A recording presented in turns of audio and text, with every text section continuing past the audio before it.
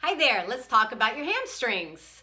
Hamstrings are notorious for being problematic for runners and causing a lot of pain and suffering. So we're going to talk about ways that we can prevent that, what causes that, and just ways to treat it.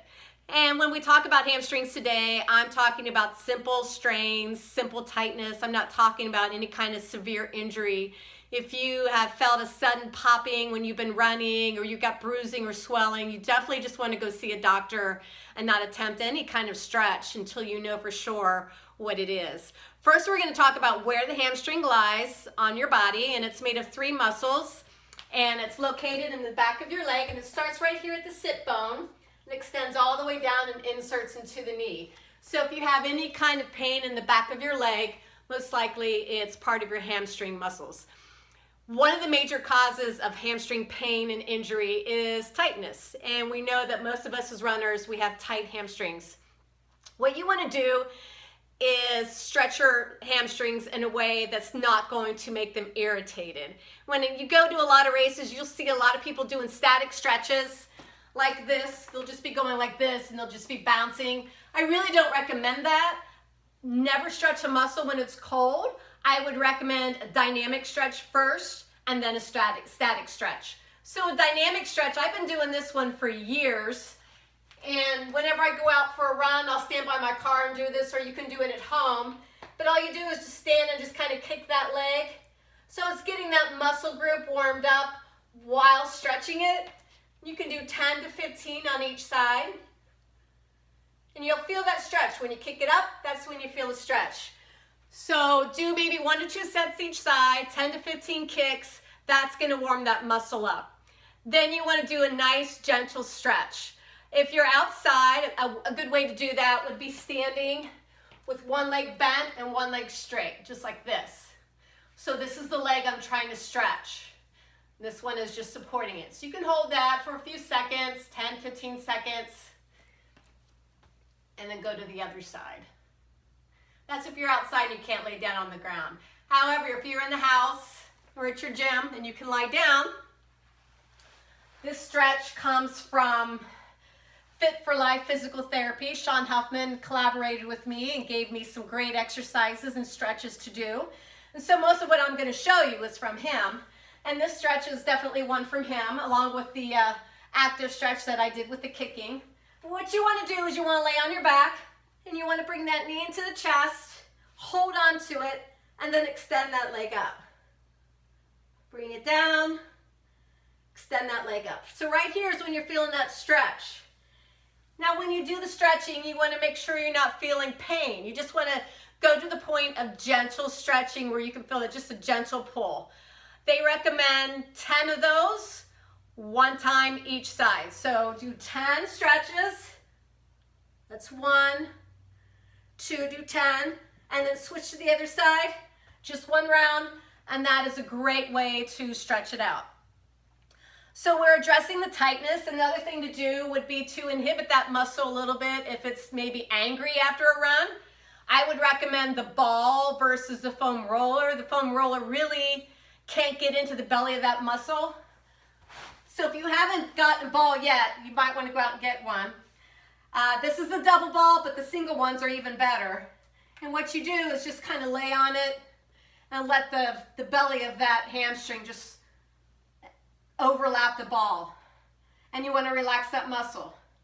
You can just gently roll it. And then obviously do that onto the other side. So those are 2 ways to inhibit it and lengthen it. Next, we're going to talk about ways to strengthen that muscle. So if one of the reasons that you're having problems is that the muscle is weak, we want to strengthen it. I'm not going to talk about hardcore strengthening exercises like deadlifts or hamstring curls. We're going to go nice and easy and gentle to begin with. So if you're having pain, the last thing you want to do is a bunch of lunges and squats to try to strengthen that hamstring, because you're going to just do more harm than good. So the first exercise that they recommend is called grab a pin, and I'm going to show you how to do that.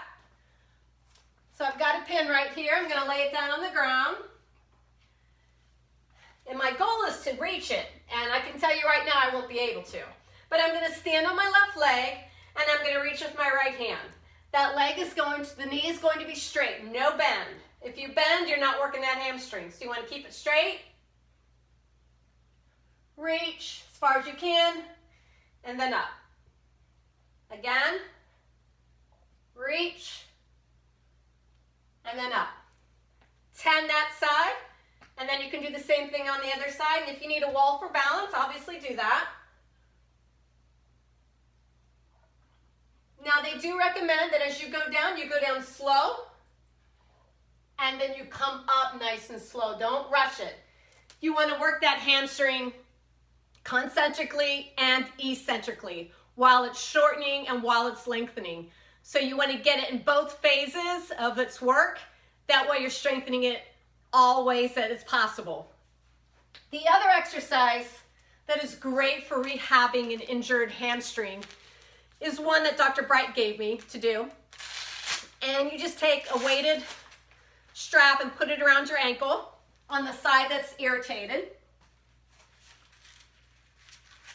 And I'm going to lie down on my stomach.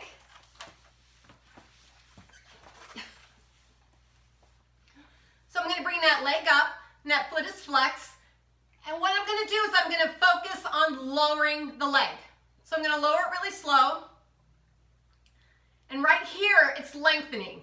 Then I'm going to take the other leg and bring it up. So again, I'm lowering it, slow, it's lengthening. My other leg's going to reach around and lift it up. So you're going to do about 10 to 15.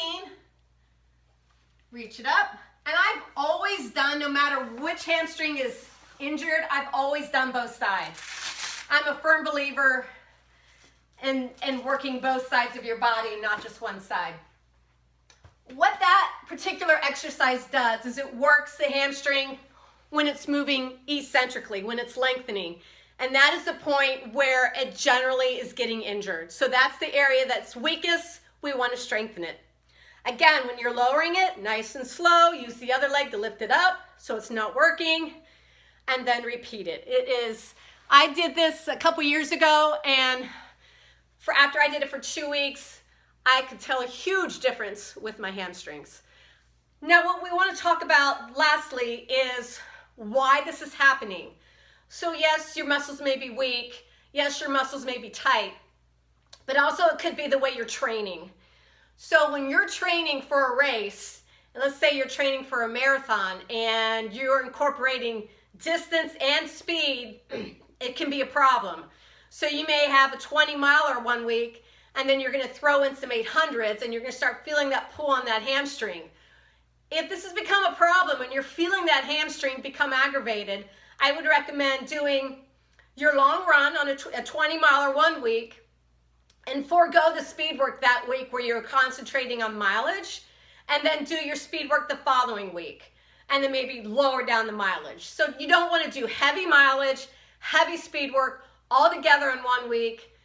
It can be a recipe for disaster. So the hamstring muscles have a tendency to become aggravated and injured when you're sprinting. Just know that. Sprinting is what they're used for. When that leg is extended out like this, so when you're getting into a sprint position, you're like this. When you're doing sprint work, that's when that hamstring's being worked. And then you're loading it by going super fast, and that's when it's becoming injured. So keep that in mind. If you're constantly having problems with your hamstrings, it could be problems with your training.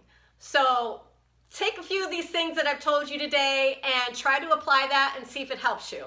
Next time we get together, we're going to talk about some other exercises that you can do to strengthen them. Thank you and have a great day.